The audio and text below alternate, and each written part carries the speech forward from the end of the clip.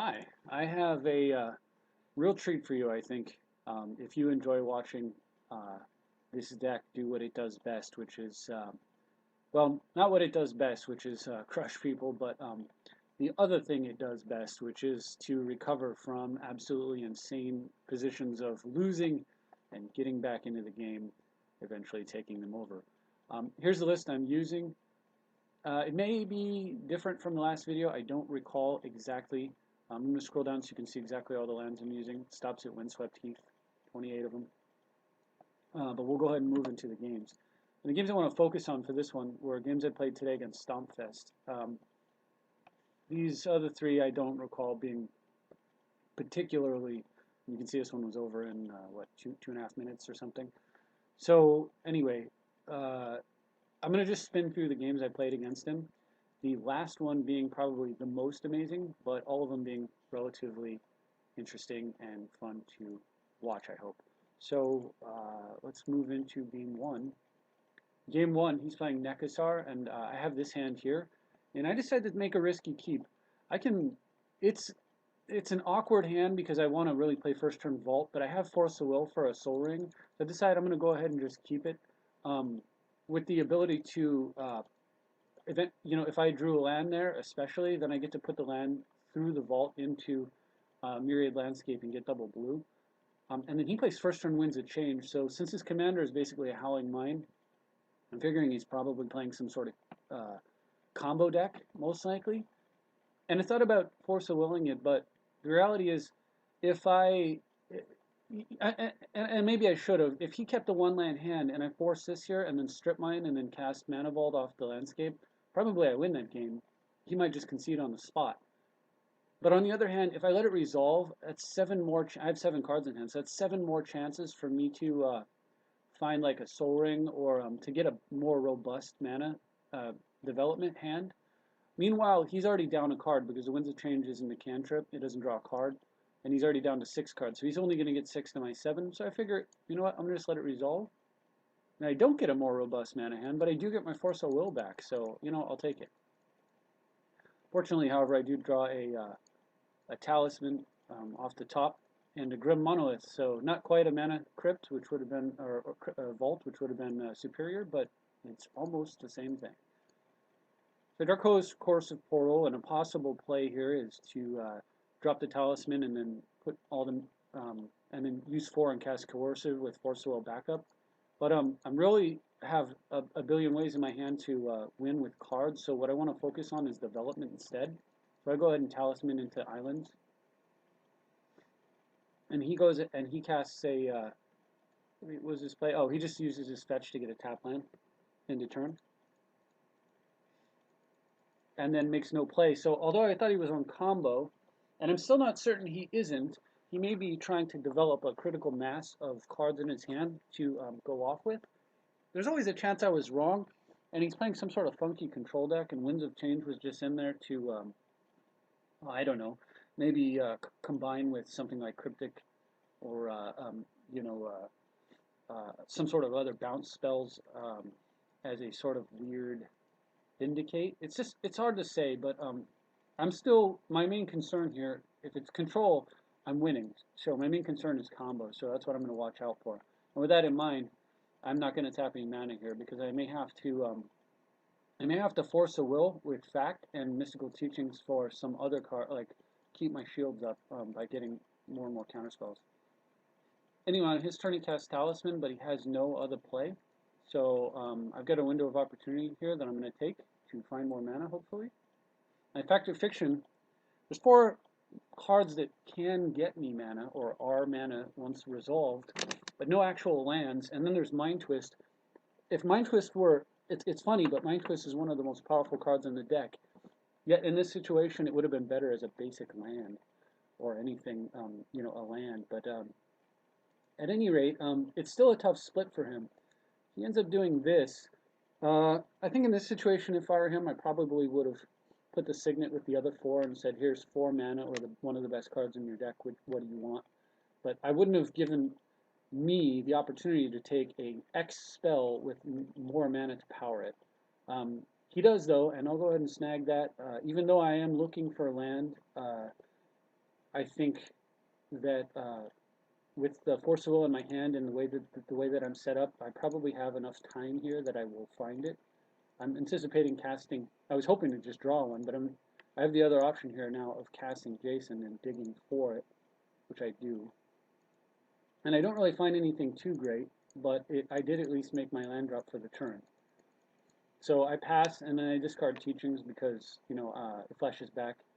And now I'm anticipating using Force of Will via Merchant Scroll if I need to. The main cards that you get with Scroll are Mana Drain.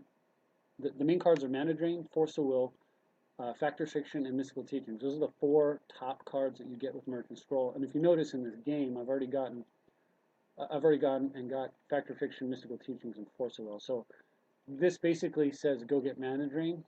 But the way the game's playing out, I may not have a lot of time to do that. Like I have other things to do, like Force of Will and Memory Jar. So almost certainly it's a combo deck now.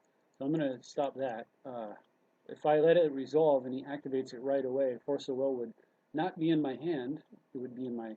It wouldn't be in my jar hand, and he could potentially just win the game with 7 cards, even tapped out if he had a bunch of Dark Rituals and whatnot. So of course I had put Winter Orb on top of my deck, and that was another reason for countering there. There's no reason to mess around with it. I don't need a counter spell here since I know that I was going to drop him under Orb, and so then I go ahead and pass for the turn. He could take Cabal Coffers to go with his Tomb. It's a really sweet, like, playing both of these in the same deck. I've actually been quite tempted to do something similar in this deck since Urborg doesn't have much of a drawback. The only 2 drawbacks Urborg has is that it can power your opponent's deck up, and it does not produce blue. But for those downsides, well, and also it's not fetchable with a fetch land. You have to use like a map to get it. But with those downsides, it still has a lot of upsides going for it. I've had it in the deck off and on. And every time I do, I often consider Cabal Coffers. But the problem is, without Urborg, Cabal Coffers is just really dead and probably doesn't really have a place in here. It's too gimmicky.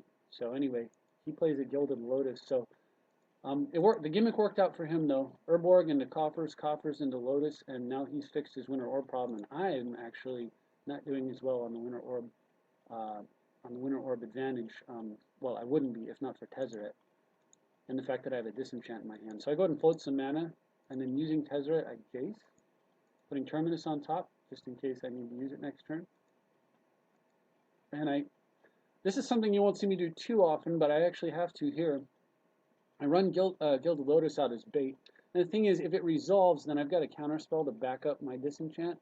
So I know, like if he decides to let it go and then just counter what I play off of it, that's not going to work. I guess with that in mind, he does not let it resolve. He forces it, which of course I have to let go. But it was my bait spell, so I go for Disenchant, especially since he Force of Willed, which means he probably doesn't have another counter in hand. He responds by floating 3 blue, and I'm like, oh no, but he doesn't have a counter. So I mean, he could have had, Condescend. He wouldn't have been able to Condescend, and that would have been why he Force of Willed. And then if he would have Condescended the Disenchant, I would have been in a certain amount of trouble here. Fortunately, it all works out. He main phase Demonic Tutors. He's down to 2 cards in hand because he doesn't have a Jace powering his draws. And I mean, if I were him, well, there isn't a lot you can do in this situation, but perhaps, you know what, I was going to say he should have Demonic Tutored for Mana Crypt, but perhaps what he Demonic Tutored for, and what actually makes more sense now that I think about it, would have been Necropotence, because on his turn he could untap the Coffers and the Talisman, play any land, and then either put it into the Coffers and cast Necro, or just use the fact that all of his lands are swamps to cast it. And then that might be able to dig him out of the hole he's in. But regardless, what he drew did not get played, and that is a perfect his Force of Will is gone. Perfect opportunity for me to shuffle out of the way my Terminus, develop my board, and destroy his Demonic Tutor target, which I do with a Exxon 2 Mind Twist. The nice thing here is that I can actually Lindor's Vault using blue, and the fact that his Urborg's powering my Wasteland and making it a swamp. Alternately, I could just strip mine whatever he untaps, So with Tezzeret available to fetch Crucible of Worlds and this much of an advantage, him getting Mind Twisted for the most important card in his deck, whatever it was, he gives up before I get to see it, which was smart, and then jumps right back into another game with me, which, using the same deck, um, yeah, which makes me think, because I've got this opening hand here that's probably unbeatable. I resolve Soul Ring into Signet, and then from there we move into Thran Dynamo. It's probably unbeatable, but on the other hand, it's a risky keep because I know he has Force. And I also know that he's in red, which means he could have like Vandal Blast. But I decide that the rewards outweigh the risk. Um, uh, there's only one Force of Will in all the format. There's also a mental misstep, but I mean, still, that's even if he plays both, that would be 2 out of 99 cards. On the other hand, if the Soul Ring resolves, I win the game. So you keep, right? He's going first. Of course, I know he's playing black, and he could have Duress or Thoughtseize or something like that, Inquisition of Kozilek. It does increase the risk a little, but I didn't see anything like that in the last game, so I felt pretty good about this. I mean, there's a few other counters like a Null and stuff, but I mean, overall, I think it was right to keep, and he got Force so well. Yuck. Going away Mystical Teachings. And now I'm feeling a little concerned, but you know, even though that hurts, it's actually a good hand as long as I get one more mana. It's still fine. It still develops. I better get it quick though, and I don't. I get a map because he's ramping up. So he's got 4 times my mana base, and he can use this at end of turn, so he'll be the first one to get access to the cards. But I top deck a land right there, which is beautiful. I can say go. So he feeds me a card. Man, if I hadn't hit my land drop, I would have been discarding. So I thought about just tutoring for a crypt here. I decided instead I'm going to map for a tomb because lands aren't counterable. I didn't want to risk tutoring for a crypt, having you counter it and then slow down my development even further. So I go ahead and get the tomb down. Go for a Signet, knowing that if it does resolve, I have Stoic Rebuttal, and if it doesn't, I have Remand. He end phase, of course, activates Bell. I've got 8 cards in hand. I could have cast from here an Enlightened Tutor, still with Remand ready to go, and avoided discarding, but truthfully, my hand is nearly perfect. So although Brainstorm would let me draw 3 and put 2 back, it's most likely that I would be putting back cards that are already on top of my deck because this hand is, like I said, nearly perfect. So I just let the Brainstorm go. It's not frequent that you'll do that, but I felt more comfortable sitting on a Stoic Rebuttal or a possible Remand Tutor play than I did worrying about that one extra card. Especially with the Temple Belt, when that was how I got it. So end of his turn, I go ahead and cast this from the security of being able to Remand. If he had, like, in response, he cast some big instant, like, say, Skeletal Scrying or Fact or Fiction or something along those lines. He doesn't have anything though, so of course I go get Mana Crypt, declare my attack step in order to make sure that he has no idea whether or not I do or do not have a Mana Drain in my hand. And then I drop a Theran Dynamo down into a Coalition Relic, and since it all resolves, now I'm feeling real good about the situation I'm in here. And what's interesting is Metalcraft's on board, so I've got double Counterspell ready to go right now. So he scries and plays Underworld Dreams. And although Underworld Dreams could kill a Jace, I don't have a Jace in my hand. You know, like if you tried to Brainstorm with Jace with that thing out. Otherwise, it really does almost nothing against me, and I don't care. I mean, again, for the same reason we don't care about creatures hitting us, we don't care about Underworld Dreams being in play. It's just meaningless damage in a format where damage doesn't matter. So I go ahead and draw into a Demonic Tutor. And using mana off of the Coalition Relic and the Theran Dynamo, I cast the Tutor with 2 floating, or Cyclonic Rift. This is a little early to Rift, but because I'm in a pretty good spot, like he's tapped some lands down, and I can get his artifact mana off the board, and I have a Winter Orb ready to go with a very strong artifact advantage. Also, because I have double counterspell in my hand, if you look at it, it still leaves me with 4 mana and 2 counters. I'll go ahead and just Rift here.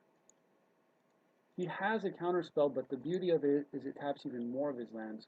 And I could remand it back to his hand knowing he probably can't cast it, or I could remand the Rift back to my hand, just chill out on 2 mana Stoic Rebuttal for next turn, and then try again with Cyclonic Rift later. But because I have the orb to just kind of put the put the lock on his game, I don't want to mess with any of that. I'm just going to Stoic Rebuttal the Hinder. I don't use Remand on Hinder because I don't really want to give my opponent more counter spells. He Temple Bells in response. I have yet another way to counter if he had a, I don't know, Force of Will here, but I probably would let it go in that case. Regardless, he doesn't, and I orb him. And from there, he's able to get a Talisman, but I thought I'd have to muddle for a disenchant. Instead, it just rises to the top. Says, here you go. I'll take that. So I disenchant, and instead, I'm able to muddle for something to really just put him under even more pressure. I get a Dark Confidant. So now he has to figure out a way out from under the orb while I'm drawing 2 cards per turn, or he can use his mana to focus on answering the Dark Confidant threat, which if he's able to do, he should do. But that just delays him even further because he'll have to, because of the Winter Orb, and so I would have and do decide on this turn to cast my Commander, and I still have 2 blue up, or 1 mana and a colorless up for Remand, and at that point, the game's actually bugging out here. I didn't draw Dark Tutelage, but he sees my Commander, and he's going to be taking 6 per turn. I'm drawing 3 cards per turn. I got Winter Orb advantage, and he just he scoops to that. So that was our game 2. Even though he Force Willed the Soul Ring, everything works out, and the good guys win. So in game 3, he switches decks on me, and he switches to a Kozilek deck. And I have a hand that I could Mystical Tutor for Tithe here, and then use Tithe to find land and use that land to play Chalice.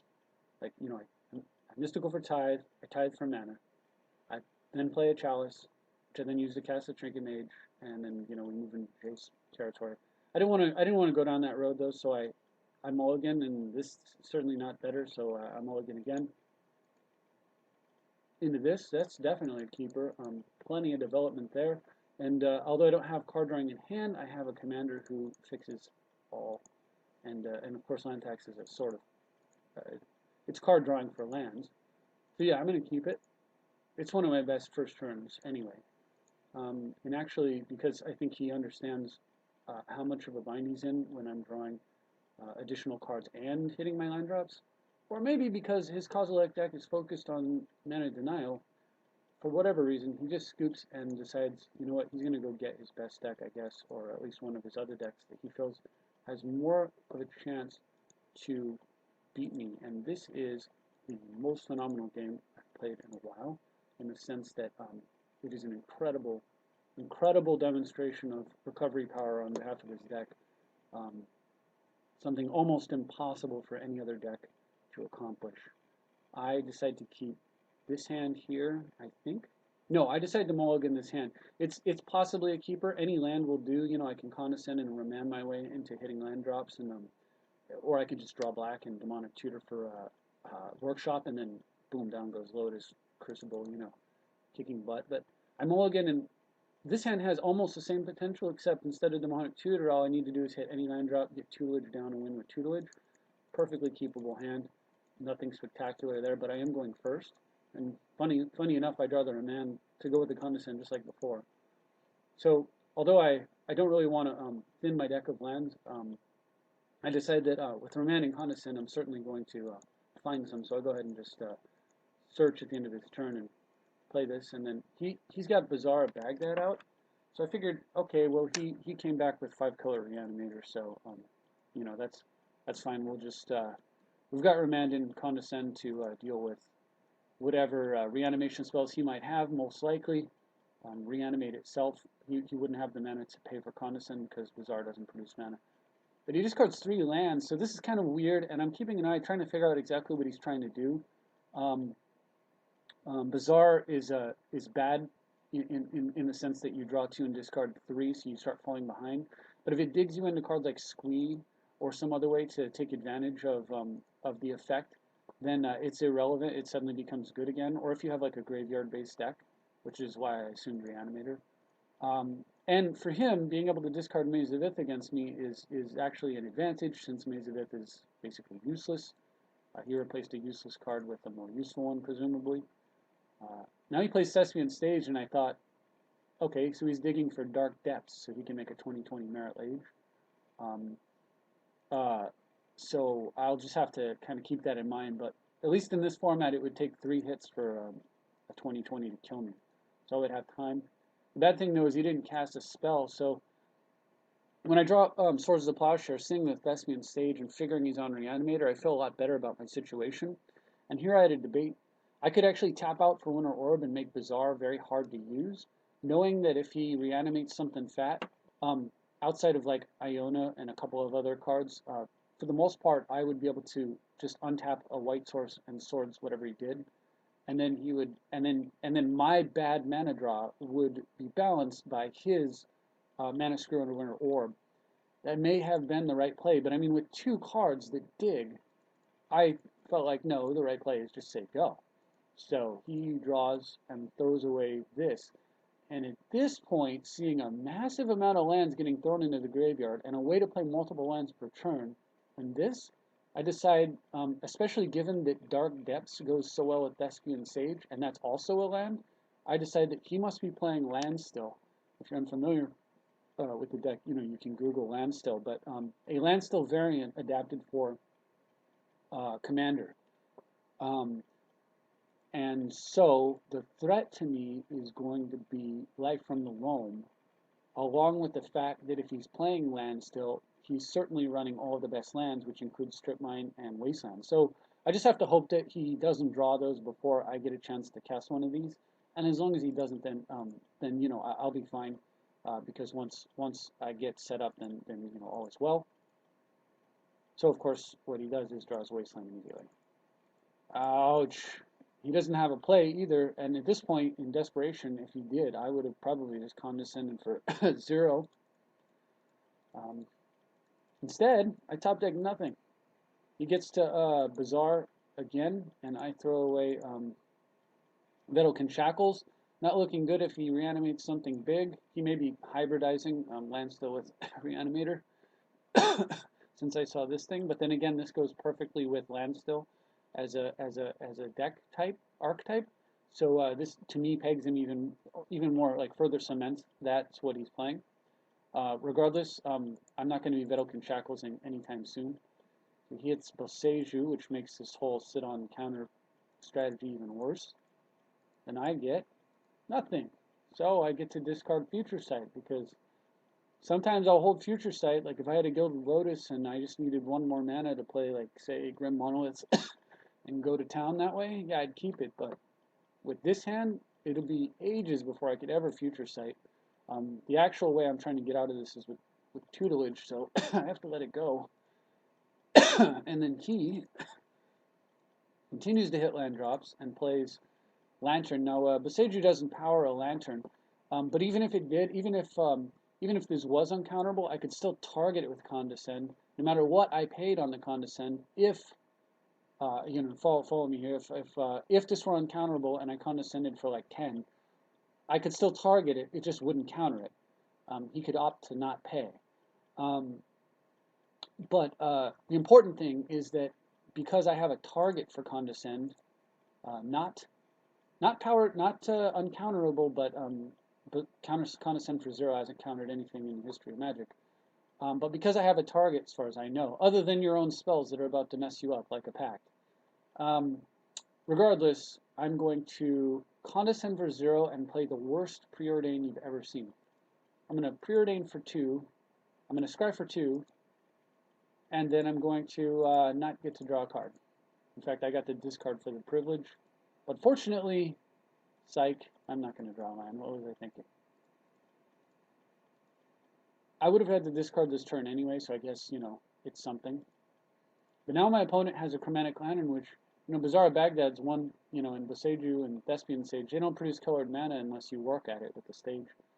So that's their main, like, one of their main drawbacks, completely off now with the Lantern, and he plays Druidic Satchel to get even more lands. Definitely playing lands still, um, which is already hard enough for a control deck to beat. But because he's in Child of Alara, he could be playing counters of his own. And boy, I still haven't hit a land, so he activates a Satchel end turn, revealing Lotus Veil. He could put that into play, but he elects not to because he doesn't want to kill. I mean, all of his lands are specialty lands except for the Taiga, and he doesn't want to kill two specialty lands just to get a Lotus Veil.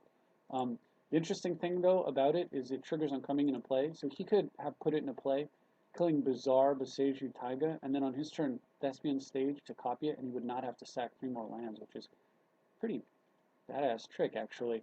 Anyway, I miss a land drop, so I throw a Spell Crumple. Um, I'm not likely to be able to play a 3-mana counter for a good long while. And if I do play one, I'm probably going to want to continue to set myself up with Scry. On his turn, though, he activates Druidic Satchel again. Does not hit anything relevant. He makes a token.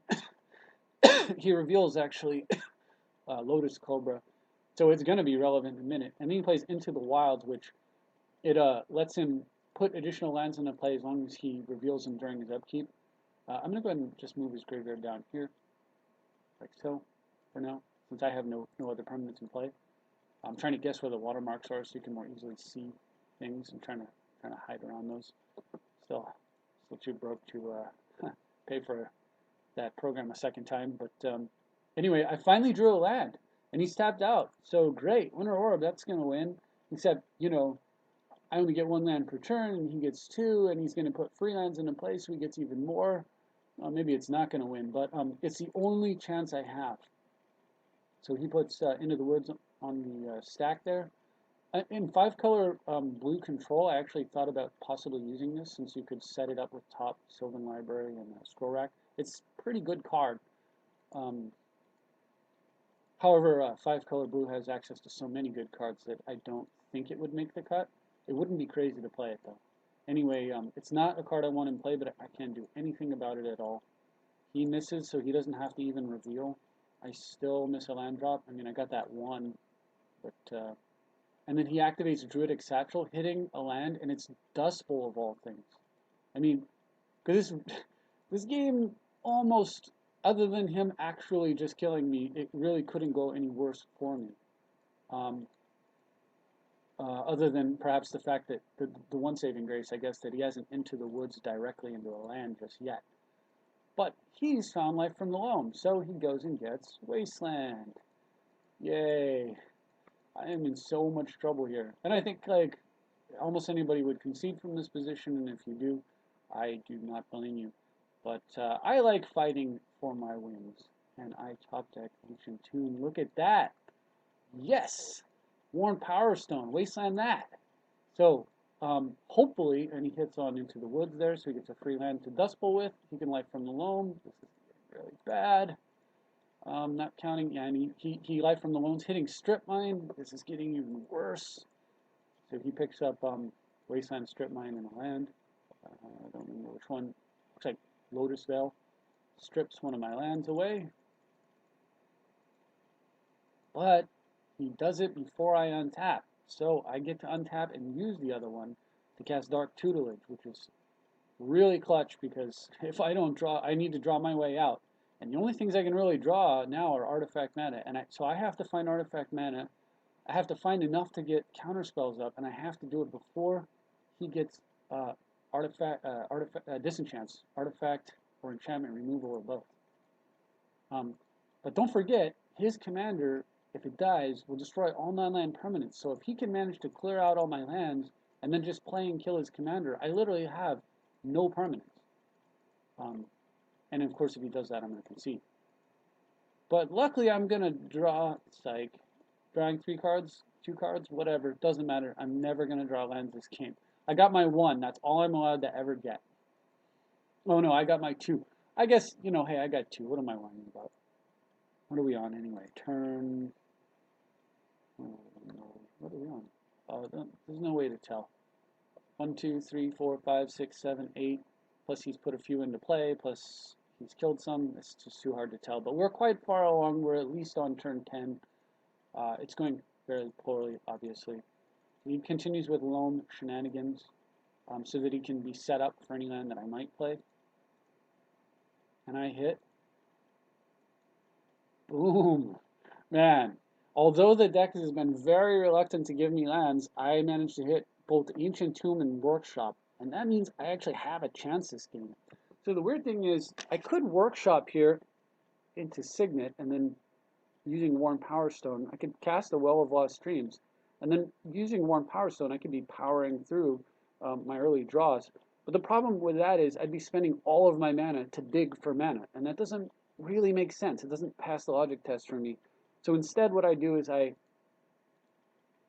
do cast a Signet with one mana floating that can only play artifacts. I Worn Power Stone into the Signet in order to cast, and this incidentally is why the Signets are so important in this deck, because of being able to do this, turn colorless into colored mana. So I go get Imperial Seal with a blue, a colorless, and in Mishap's Workshop 1 mana ready to go. I use the blue and colorless to cast Impulse, and I Impulse into the Sol Ring that I fetched, with much regret because I have to put Mana Crypt, which I didn't know was going to be there, on the bottom of my deck. But I'd rather have the Sol Ring here because even if I had the Crypt, I have no use for the, I'm out of mana, so it's not like I can cast Well of Lost Dreams. I might as well just get the one that doesn't hurt me. Now, and I have a chance to draw the one that's free later. Of course, he takes out my land right away. And now that I have no lands, it's time.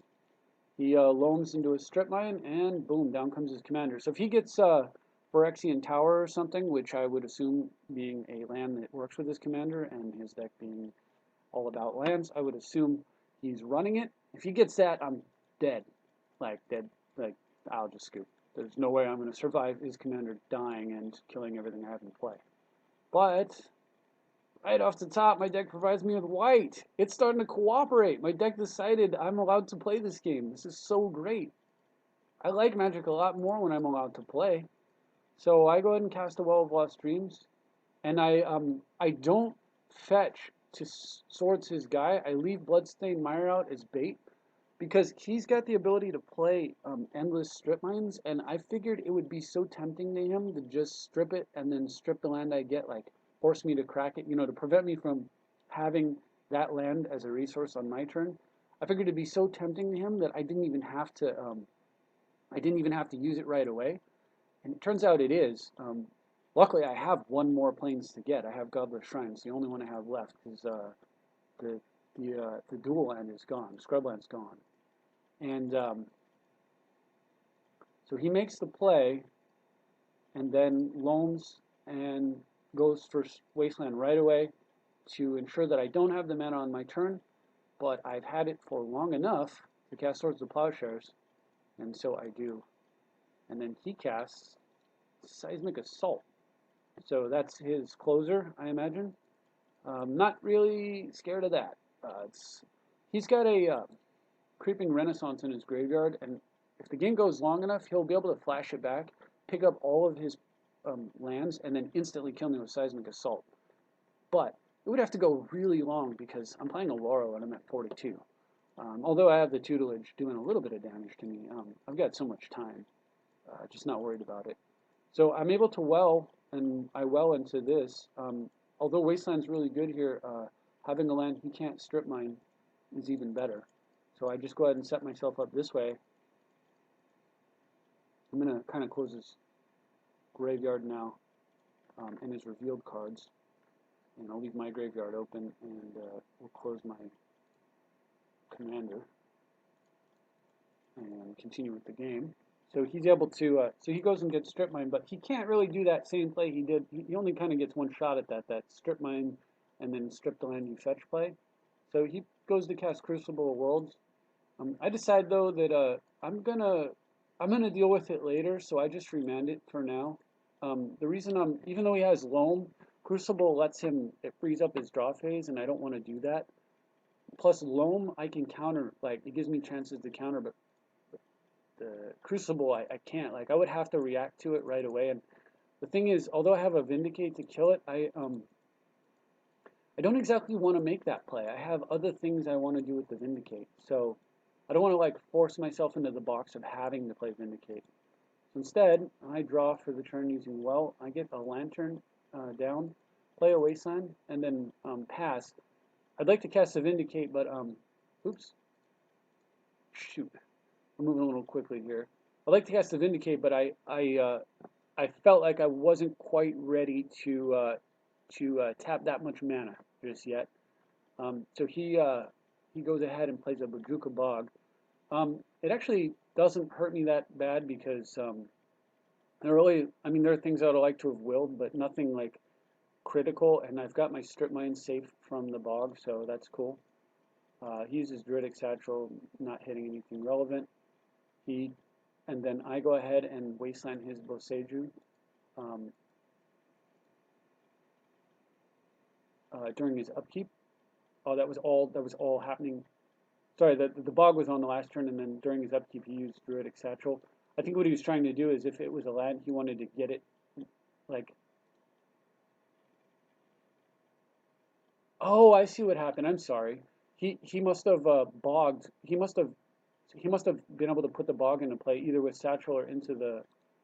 Yeah, that's what happened. So he into the wilds the bog into play. After it resolved, I used a wasteland on the land he untapped. In response, he used Satchel hoping to hit a second land, but he didn't hit a second land. So that's what was going on there. So now his turn is progressing. He had 1 mana floating from the Lotus Cobra, but it was during his upkeep, so he wasn't able to really leverage it for anything of value. And then on his turn, he does play a land, of course. Looks like he wanted to make a play, then he decides to back off of it a little bit. So I go ahead and end phase untap Grim Monolith. He decides he holds off on wasting the fetch land there, I guess. His mana is he's starting to fill the mana pinch of a Winter Orb. I am able to draw even more cards, which allows me to, again, fortunately, even though he has me landlocked, I don't rely on lands for mana. I only rely on lands for me just prime the pump, but the actual gas is all um, artifact mana. So I'm able to vindicate his into the wilds there.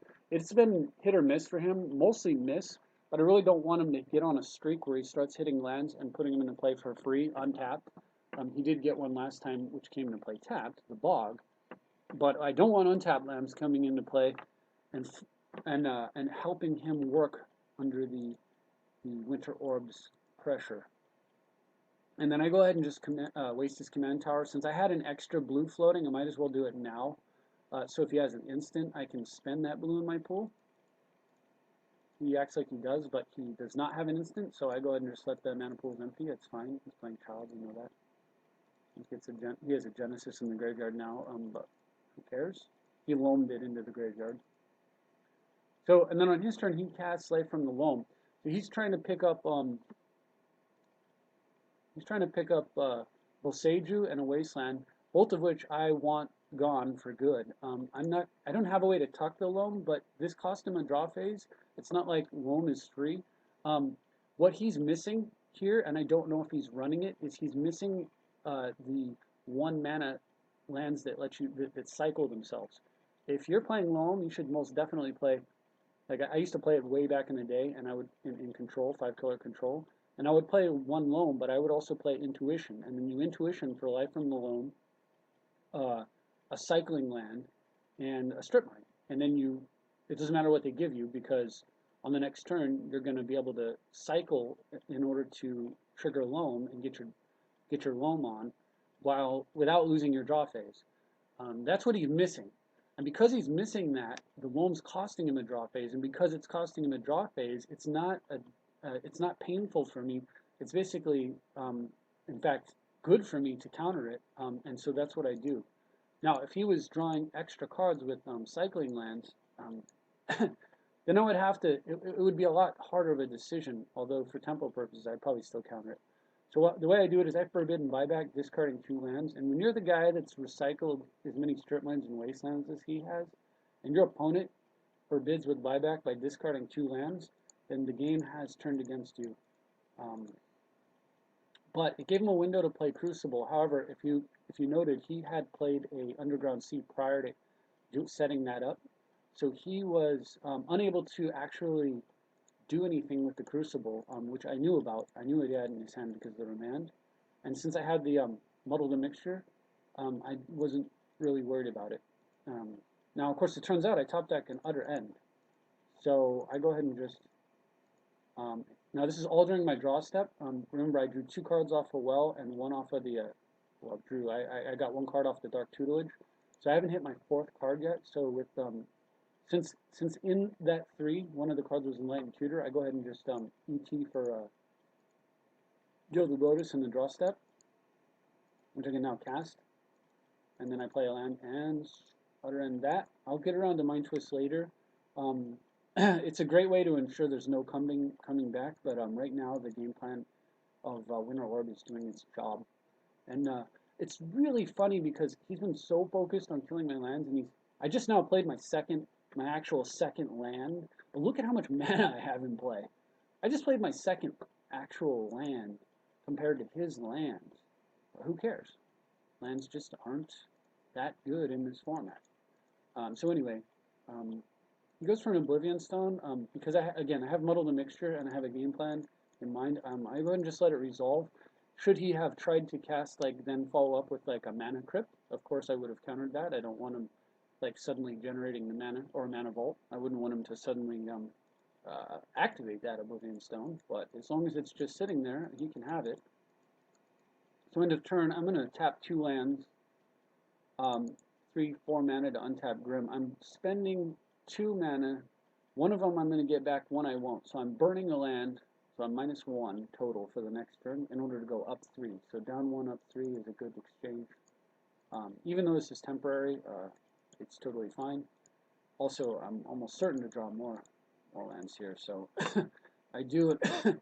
That's a really nice thing to see. Copy Artifact and a Metamorph. We'll get a 2nd and 3rd Gilded Lotus, and even get an extra mana out of the deal since copy only costs 2.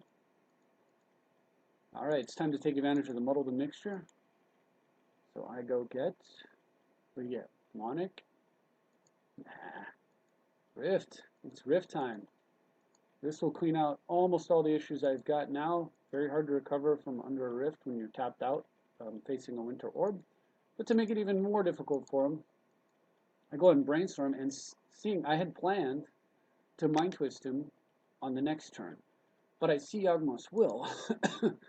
So I stash a Will, I tuck a Will away in my back pocket there, and I go ahead and just hit him with a light Mind Twist for 3 here, taking him from 9 to 6 cards, which means I actually dig into his actual hand size total of 7. But it gives me the chance to hit things that I would like to counter, like Artifact Mana, or to even hit like land drops to make his next turn even more difficult for him. So I go ahead and hit for 3. And again, the only reason this is even sensible is that I have a counter spell, which is immune to Wasteland. If he plays a Wasteland, I just sack this, and then I counterspell whatever he does. I lose my will at that point, but then he wasted his turn trying to strip mine, so he won't do it. So I have a counterspell that's immune to Wasteland, Stoic or Deprived, but I know that my X card's will, and I can just will the Mind Twist again and finish him off.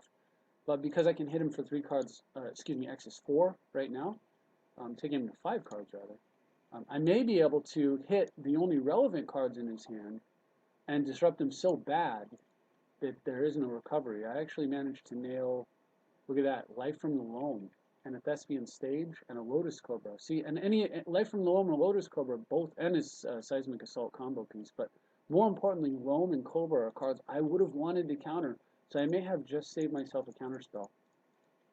Green taps Bog, and then plays Lotus Spell. That's pretty awesome with Thespian Stage for reasons discussed earlier. He has to go ahead and sacrifice 2 untapped lands, however. So it's not as good at working, or it works under, it lets him have a perfect land to untap with a Winter Orb going, but it's hard to play it when there's a Winter Orb out. He had to actually kill his Blinkmoth Nexus, which was a possible threat.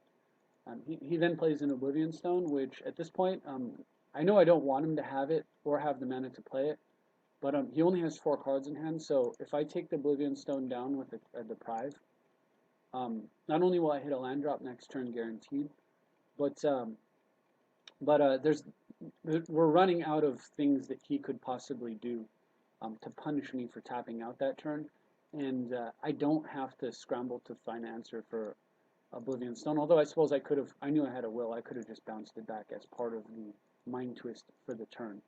But you know what? I just didn't want to mess with it, so I will now. And then before I can even, I was gonna replay Strip Mine, not use it. Cast Vindicate on his Lotus Veil, still not using the strip. Mind Twist his hand, and then from there it didn't really matter, right? But I would have strip mined whatever land he untapped, and yeah, he just gives up. So think about how insanely behind I was. One land, not discarding every turn, not having any plays. My opponent has a recurring Wasteland strip mine going. I literally have just one land, and at a point in the game, I think I had none. And look at how devastatingly behind he is now, and see and marvel at the power of the deck. At least I certainly was marveling at it. Sometimes it amazes me. All thanks to all thanks to you know, the funny thing is that if you look at old articles about the deck that this was based on, which is the deck, there are some stories from Brian Weissman about he has a story of he played his friend Yan back in the 90s where the guy had Nether Void out, which counters any spell unless you pay an additional 3. And back then, Mana Crypt wasn't restricted. And furthermore, Mana Crypt, because artifacts didn't, their secondary abilities didn't work when they didn't work when they were tapped. This was a mono artifact back then. So in this game, Brian had a Jamday Tome out, which is a 4-mana artifact that lets you draw a card. And he had 2 unrestricted Mana Crypts, which he had used to play it. And he had 0 lands. But every upkeep, he would go to his upkeep and then tap the 2 Crypts and the Jamday Tome, and then draw a card. And because the Crypts were tapped, he didn't have to coin flip, so he wasn't dying. And while his buddy was sitting there with the Nether Void out and a handful of like sinkholes and stuff, I think Brian's story, he discarded like, it was like somewhere between 10 and 20 times in a row. Discarded, draw, discard, draw, discard, draw, discard. But ultimately, because of the power of card drawing, he was able to weather the storm, comes out, gets out from under the lock he's in, starts playing like, you know, Moxen and stuff. And I think he said he may have won by playing balance, destroying all of Yan's land and restoring the game back to control for the deck. And it's stories like that and things like that that make me love playing Control so much. The fact that the game is never over until you have actually defeated me. Unless you too are playing Control and put me in the mathematical lockout like I did to this last game. So I hope you appreciate that about it. It's one of the most fun things about playing this style. And I thank you for watching. I'll see you next time.